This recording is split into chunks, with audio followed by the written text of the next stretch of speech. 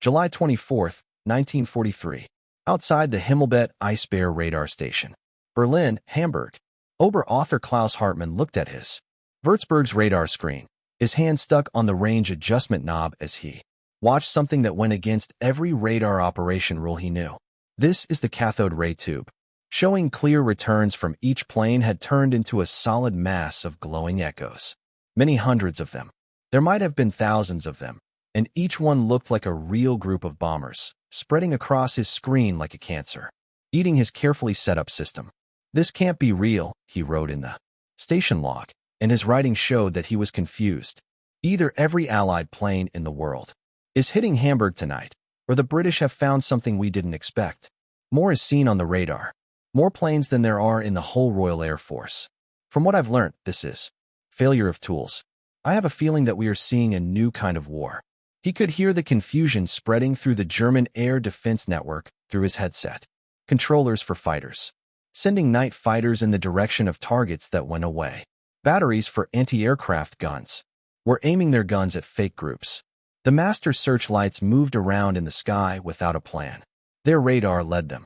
The huge number of false returns that hit German radar sites from the North Sea to the Ruhr made systems useless. At that very moment, none of them knew that this night would be the start of the most thorough, an electronic warfare operation in the history of the military. The deliberate covering of eyes of the Allies' ability to jam German radar would be more damaging than any bombing raid and make the war more difficult to fight. A military blockade would not work. Germany would have to move 7,000 radars and electronics experts from important weapons projects to a pointless search for ways to stop them. Germany was already losing in the war that no one could see. For years of being the best at radar had given the Germans a lot of confidence. It had been in business since 1939. Put in place what military experts thought was the world's most advanced air defense network. The method, work done by Telefunken and other German technology companies, was the best radio ever. Tech for finding things. Freya's early warning radars could pick up groups of bombers from farther away than 120 kilometers. Huge Würzburg gun-laying radars could precisely keep track of each plane. Enough to get night fighters within visible range or point anti-aircraft fire at enemy planes with deadly accuracy. The Kammhuber line was named for General Joseph Kammhuber, who was in charge of the German night fighter troops. Radar boxes that intersect and cover the approaches to Germany. Each box had ground radar sites that were together with a single night fighter that has its own Liechtenstein radar that is carried by the air. With this method, night fighting had gone from being a desperate search in the dark to a planned capture, where German pilots had every edge. Radar that can be used by Ernst Simon, operator with the 4th Night Fighter Group, had joined the Luftwaffe in 1940 because he thought German technology was good, of being better. The training he got at the Luftwaffe Radar School in Vernoyen made that even stronger. Confidence. He wrote in a letter, "For 3 years, it was easy to track British bombers." In December 1943 to his family, found many years later in Bundes. Safe service records. "We led our night attackers to them just as quickly and effectively as shepherds lead their dogs to sheep. The British flew at night because they thought it would keep them safe. It was like being able to see targets on a shooting range. We thought technology was perfect until that night in July, when everything changed. German tech at its best could be seen in the Würzburg radar. Going to work at 52 centimeters in length and bands around 560 megahertz. It could figure out range. With a range of 25 m and an accuracy of plus or minus degree in terms of angle. The parabolic dish, which was about 8 m across, turned easily on a precision. Bearings and automatically tracking targets with a control system that was at the cutting edge of automation. Hundreds of these sets were made in factories all over Germany. Each one took more than 3,000 hours of work. Assembling and calibrating will need skilled workers. By the middle of 1943, German radar went from Norway to the coast of France. American and British bomber crews had learnt to obey an electronic net and fear. Bomber command losses kept going up all through 1942 and the beginning of 1943. The German night fighters got better at what they did. During raids in March 1943, on Berlin, Bomber Command lost 5.2% of the planes they sent out. Back in June, threats on The ROR cost a loss of 4.7%. These rates couldn't be kept up and put the whole program of strategic bombing. At this rate, Air Chief Marshal Arthur Harris grimly said, "We will run out of trained crews before Germany does. Out of cities to defend." The American daylight bombing campaign had the same problems.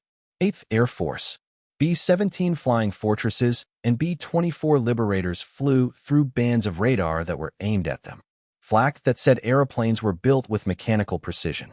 German radars in Würzburg kept an eye on the small bomber formations, sending information to predictor machines that figured out where shells would hit planes. Possible paths. Losses often went over 10% on raids deep into Germany. The goal was to Schweinfurt in August 1943 would cost 60 airplanes out of the 376 that were sent. The terrible 16% loss rate almost broke the back of the American strategic bombing strategy. What neither Luftwaffe nor the average German radar user knew that British and American experts were planning a counterattack that was more advanced than anything that had ever been done before.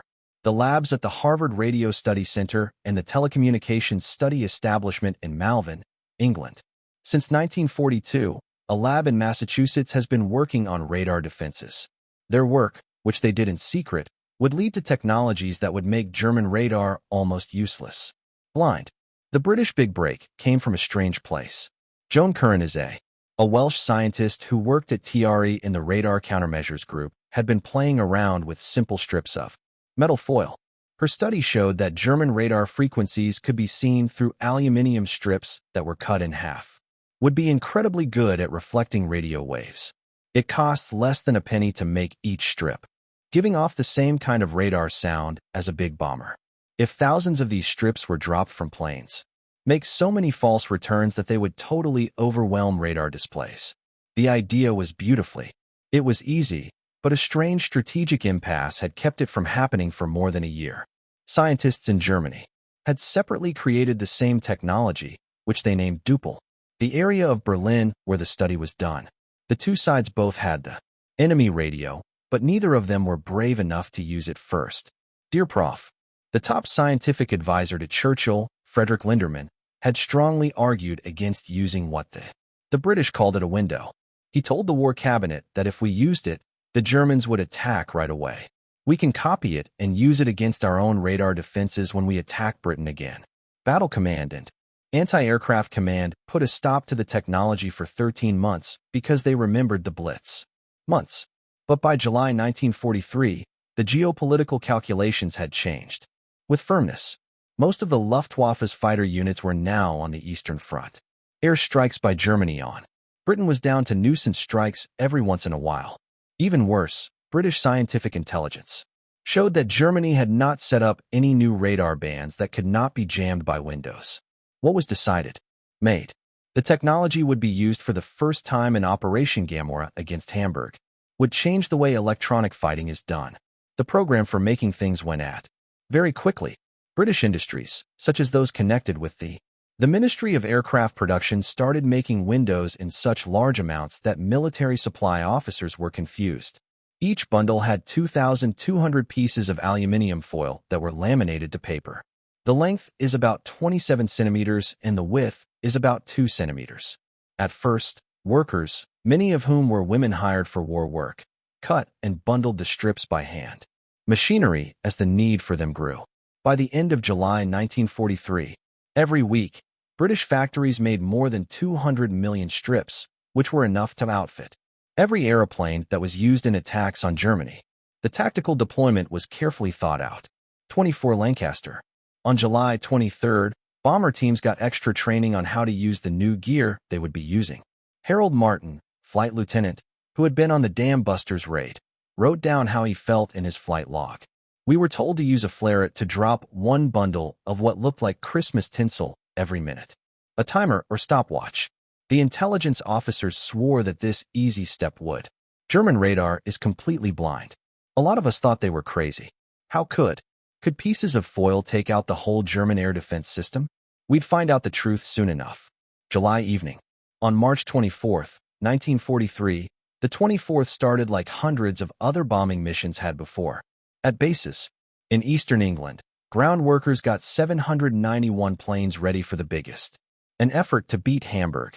A bomb hit a Lancaster, Halifax, Stirling, or Wellington, and it went off.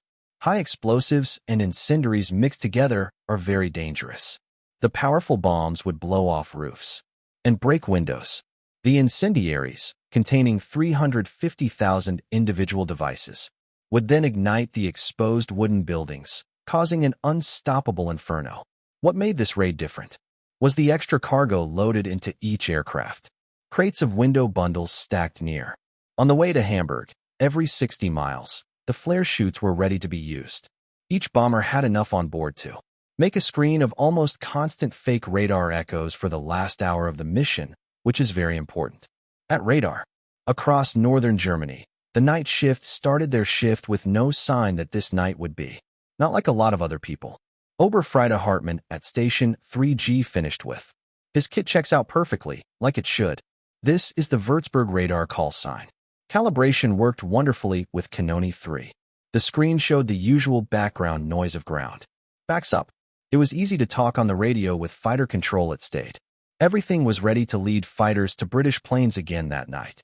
The first signs of the raid showed up at around 2,230 hours, when Freya's long-range radars picked up groups, putting together over eastern England. This was how things were done in Britain. There's nothing scary. In the beginning, fighter pilots. The Met's offices of the fighter division started making plans for the raid by figuring out which targets were most likely to be hit from the directions for planes. The bomber stream looked like it was getting ready to attack the Ruhr industrial region, or maybe even Hamburg. Crews of night fighters at sites from the people from the Netherlands to Denmark were told to get ready for scramble orders. Then, right at midnight, as the bombers came in, crossed the German coast near Cuxhaven, something that had never happened before on the whole German radar network happened. Radar controllers who were watching their screens saw that they suddenly filled up with returns. There wasn't the normal steady plot of single bombers who could be counted and tracked. Instead, there was an explosion of echoes that made it impossible to identify each target individually. He watched in at Station 3G, shock as his carefully calibrated monitor stopped working, where he had been following 3 bombers moments before. Instead of lines, his screen now showed what looked like hundreds of planes spread out over a 30 kilometers wide front. Right away and completely, there was chaos in the control rooms of fighters. Controllers trying to direct night fighting. Within minutes, their contacts realized that their orders didn't mean anything. There are bombs everywhere. A manager at Stade sent a frantic report to divisional headquarters, but we can't find it. Figure out each person's place. The radar shows that returns are strong across the whole business. It's not possible to tell fighters where to go and what to do. The main batteries for the searchlight, which used radar to find bombers in the dark sky that were moving around randomly. What their radars in Würzburg showed. Same huge number of results that are hard to understand. Should they shine a light on where the radar pointed out? Targets could be seen from every direction, but visual gathering. The sky is empty. The anti-aircraft weapons were also in a state of paralysis. Flak teams had to rely on radar to tell them where to aim their guns at targets in the night sky that they couldn't see. For predictor computers to figure out how to fire, they needed exact range and bearing data. Their Würzburg is now. Radars gave them false information, showing planes at every height, direction, and range. At the same time, a lot of different batteries shot into the general area where radar showed. Thing to do. Others stopped firing completely because their leaders knew that. Shooting without thinking lost bullets and let British bombers know where they were. Pilots of both the Bf 110 and Ju-88 night fighters had the same experiences in the cockpits. Confusion. They're flying Liechtenstein radars, which used to be very good at. Bombers could now be found in the dark, but ground stations still saw the same confusing number of returns. Major Heinz Wolfgang Schnaufer, who had already won 19 races, caught his eye. I'm totally stunned. In his battle report, he wrote, I could see returns everywhere my antenna pointed. A report was turned in after the trip, but whenever I flew towards them, they would change or grow. It was impossible. I tried to tell the difference between real bomber echoes and whatever was causing this unusual jamming. We tried to see the bombers, but they were spread out too much for us to find. That night, We flew blind, losing our edge. The 791 British bombers, on the other hand, went straight to Hamburg. There were no problems with the properly trained crews doing the window drops, according to. After getting their instruction, they were thrown into a strange bombing mission where German defenses didn't seem to be present at all. 12 planes went missing that night, a 1.5% loss rate compared to the 5% loss rate that had been typical of recent missions. Flight Lieutenant Martin wrote down how shocked he was. Below us, the lights moved around randomly and never settled on any plane. The flak was bad. Not a single night fighter fired at our line. They were scattered and clearly not scared. They were right after all. Those simple strips of foil had ruined the whole German air defense system. The bombing itself went off with an unusual level of accuracy. H-2S ground. A new British invention called scanning radar works at centimeter bands. Gave the Pathfinder plane clear pictures of Hamburg's coastline and rivers inside the city. Marker flares were dropped by the Pathfinders lit up exactly over the target points. The next waves of bombers dropped there. Cargo was destroyed with textbook precision, and high-explosive bombs destroyed buildings all over the Alcat. In Neustadt districts, incendiaries fell into buildings that were already open and caught fire. Fires that came together to make a conflagration that could be seen from 200 kilometers away. Later reports from the department showed that 2,300 separate fires started that night, making it impossible to control. For Klaus Hartmann and radar. Northern German producers had a night of fireworks on July 24th and 25th. A deep sense of failure and fear came together as dawn came on and British bombs flew back to England. The strange false returns slowly disappeared from the displays, and the Würzburg radars went back to working normally. They were able to keep track of the departing bombers with the normal accuracy, but the Germans' confidence was completely broken. He wrote in the station log, "We had been blinded by some technology we did not understand and could not fight back. Our whole air defense system is useless if the British can do this again."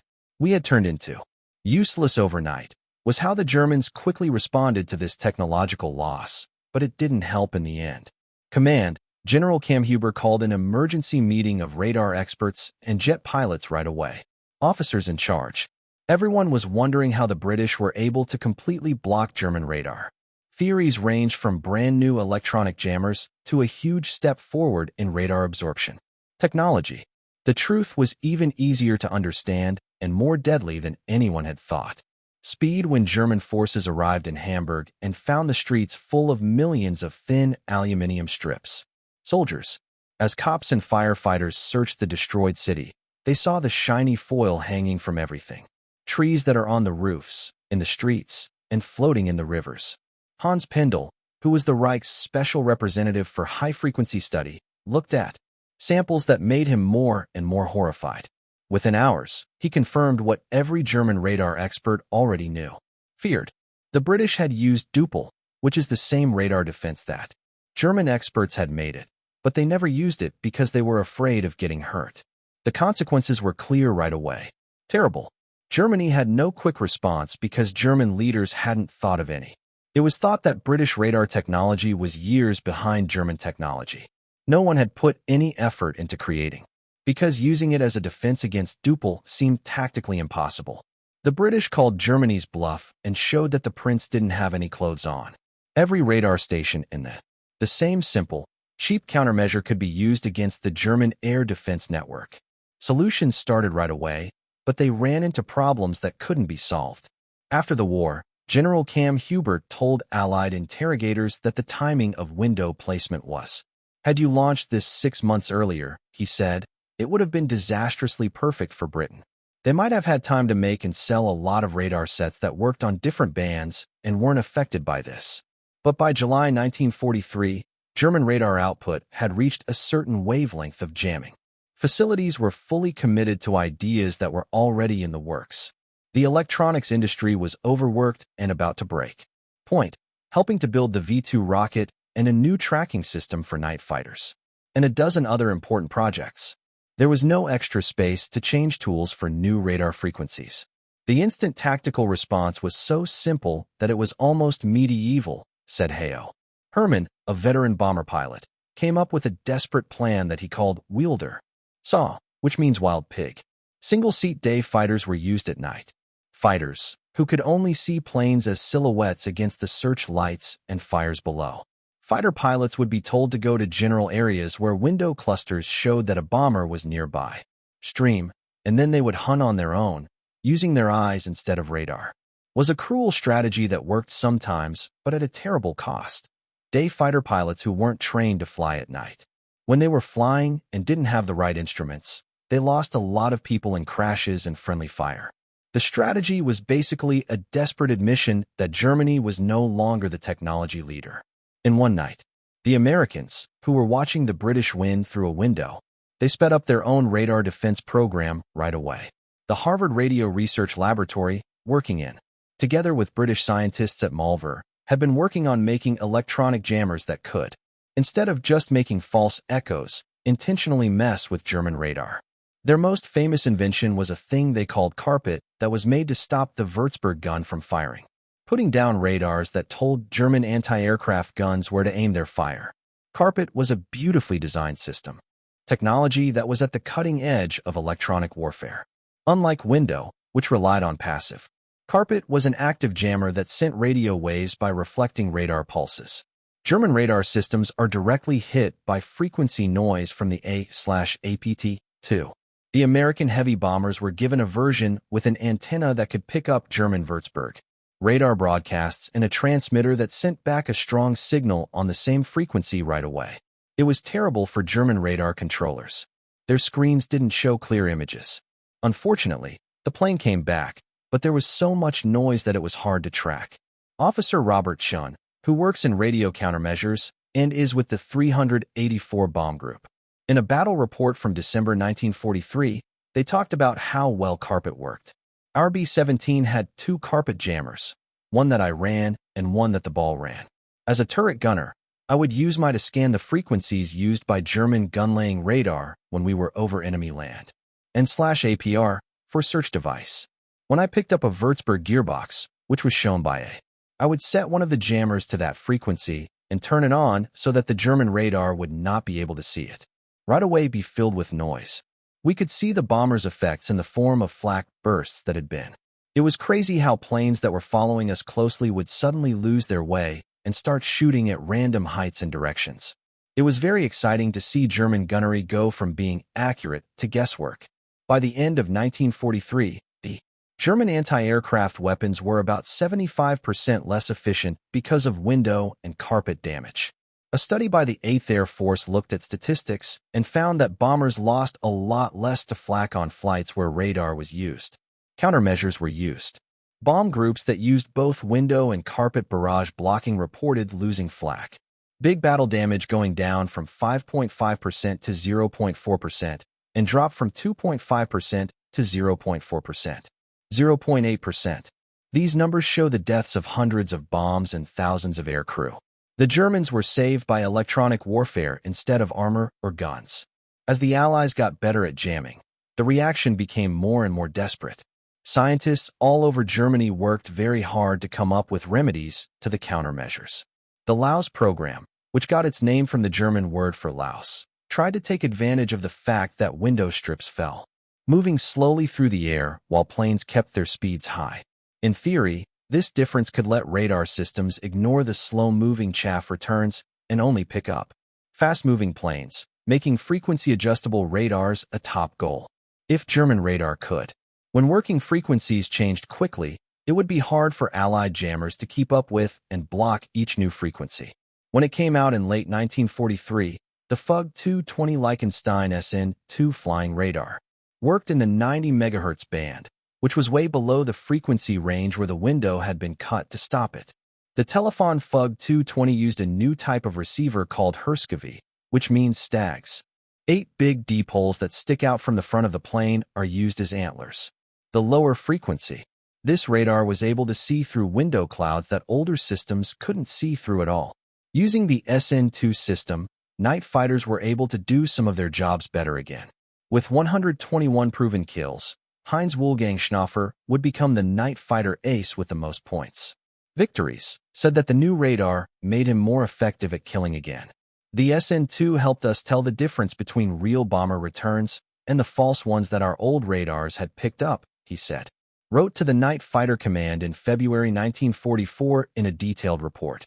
While the jamming was still going on, I could once again track bombs and get ready for the killing shot. Meant only for a short time.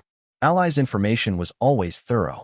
This seesaw turned strongly back in favor of the Allies in May 1943, when 3 German Oberlieutenant Herbert Schmidt and his crew, who worked as radar controllers, joined the enemy in Scotland in a WWII night fighter, equipped with the early Leinstein B/C radar.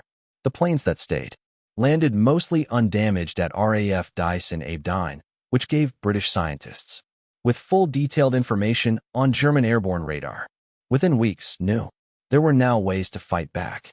The Serret system created by WWII. It was a passive sensor that picked up Liechtenstein radar signals and sent them to British Mosquito night fighters, German planes with bearing information to get home. The hunter had turned into the hunted.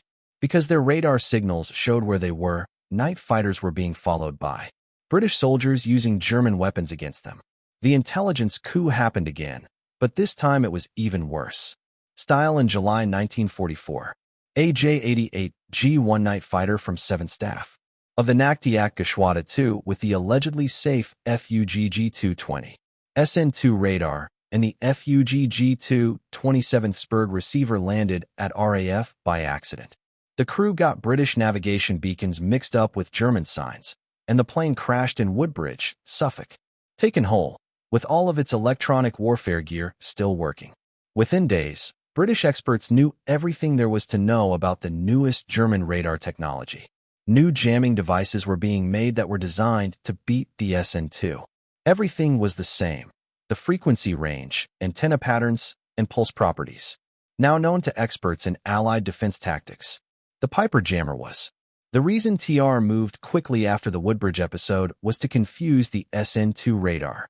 Piper electronic warfare planes are installed in RAF fortresses and liberators of the 100th Group. Formed a cone of jamming behind the planes that allowed bomber formations behind them to work with relative ease. Night fighters couldn't intercept them. This had an instant effect on how well the German night fighters worked. Losses in the bomber command had hit alarming levels during the fight of Berlin in the winter of 1943 to 1944 got a lot worse after Piperak was sent there. Wide use by the middle of 1944. Feldwebel Ernst Zimmermann the radar. An operator who had started the war sure that Germany had better technology wrote with bitter disappointment in. It is November 1944, and we are completely losing the technological war. Within weeks, every tracking system we put in place is jammed, and every frequency we use is found and fought off. British planes we can't see on radar are chasing us with our own signals as beacons. American bombs that used to fly through killer flak can now get through our defenses without being caught because our gun-laying radars are broken. We can't do anything about it. We have to fight with our eyes like fighters from the past. Fight, while the enemy controls an invisible band of electromagnetic waves that neither side can see. The effects of Allied electronic warfare added up to be huge. By 1944, Germany had to change its focus. Huge amounts of money and time to a fight they were losing in the radar war. Experts, engineers, and scientists who were very important for other weapons development projects were moved to radar countermeasures study. This made up almost 90% of Germany's. Experts in high-frequency radios were all desperately trying to find ways to stop Allied jamming, which seemed to change over time. Faster than the Germans could put their defenses in place. Plants that could have been making radar for. Instead of making new U-bit or fire control systems for tanks, they were always changing their tools to make new radar frequencies, configurations, and each one was out of date almost as soon as it was put into use. The strategic effects went far beyond the short-term success of the tactics. German production of planes and anti-aircraft guns grew a lot to make up for weak radar. It worked. By August 1943, 45% of all German fighter planes were. They were put in charge of home defense instead of helping ground troops on the eastern and western fronts. Guns in Germany went up by more than 25%.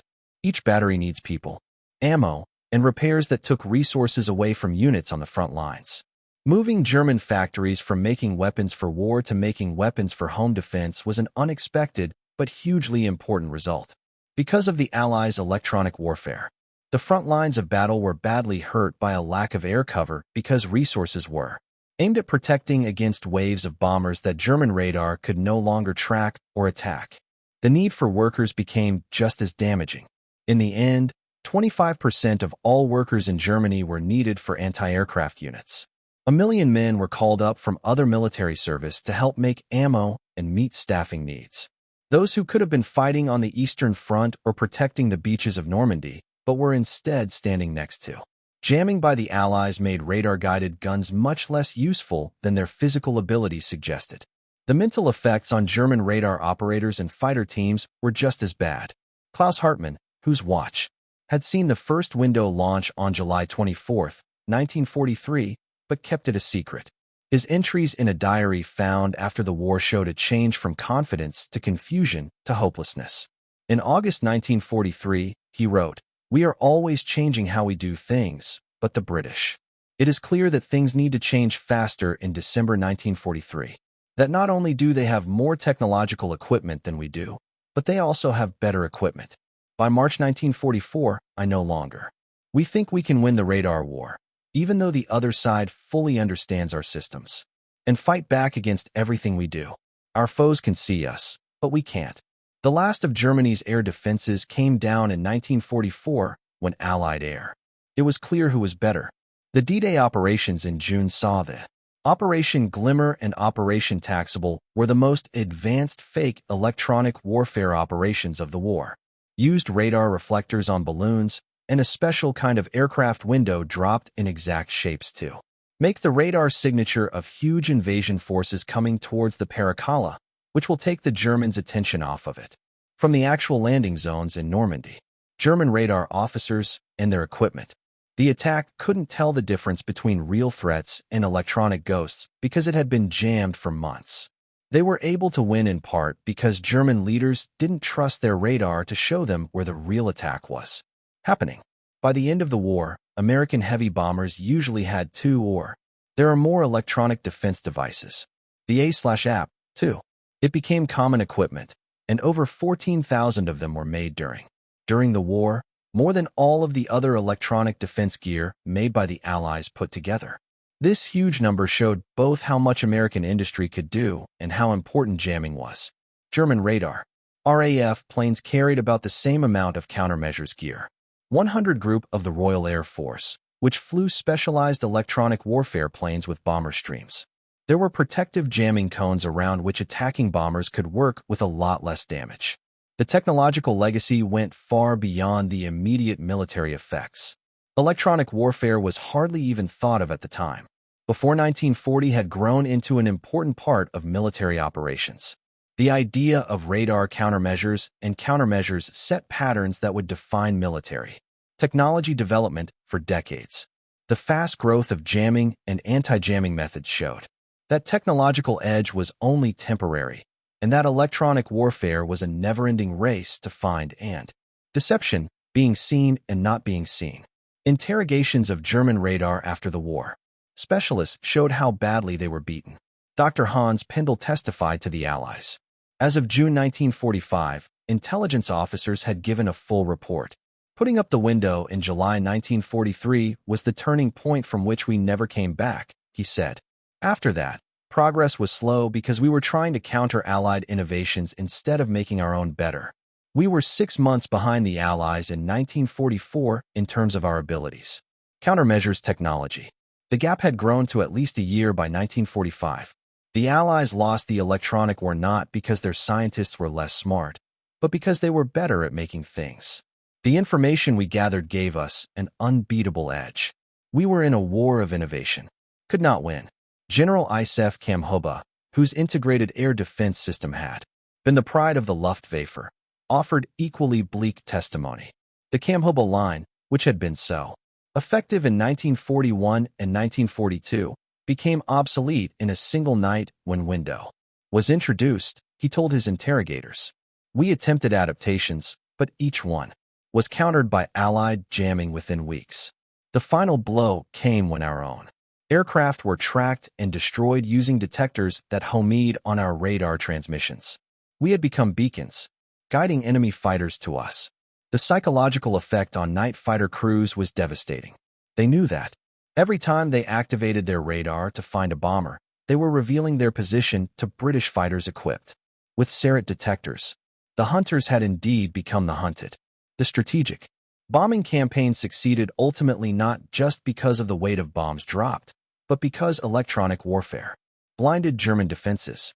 Statistical analysis conducted after the war demonstrated that bomber losses declined dramatically once comprehensive jamming was deployed.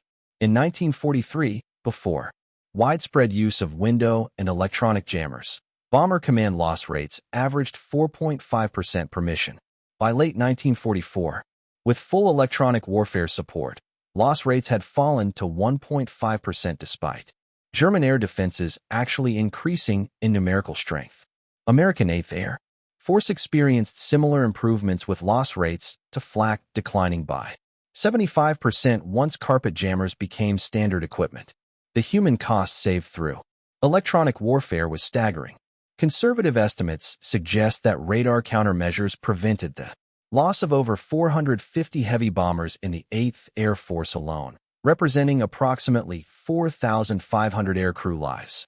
Bomber command figures showed similar effects with an estimated 800 aircraft preserved through reduced loss rates, attributable to window and jamming systems. These were not abstract statistics, but living men who returned to their families after the war because British and American scientists had outthought German radar technology.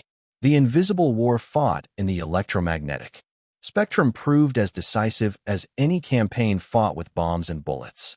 Klaus Hartmann, the German radar operator who had witnessed the first window deployment, survived the war and immigrated to the United States in 1952, eventually working as an electronics engineer in California.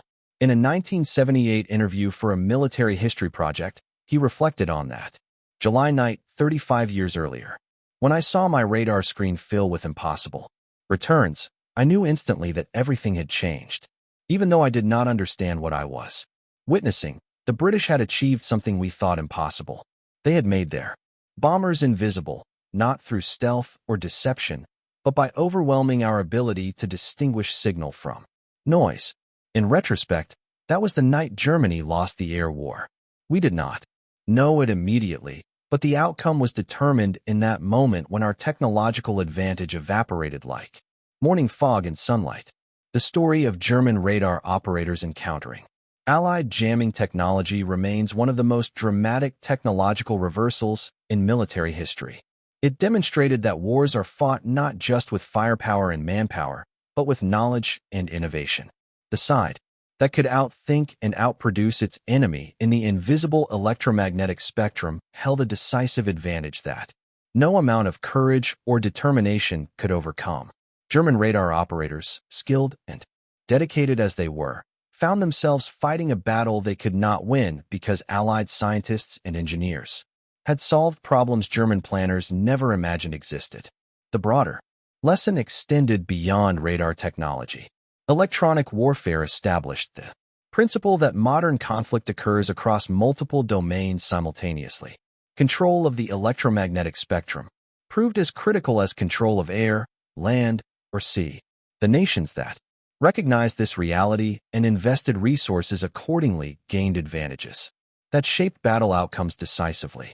Germany, for all its technological prowess in 1943, never recovered from the shock of July 24th, when thousands of simple aluminum strips rendered sophisticated radar systems obsolete. The invisible war had been fought and lost before most German commanders even understood a new form of warfare had begun. That remains the most devastating defeat of all. To lose a battle you never knew was being fought until after it was already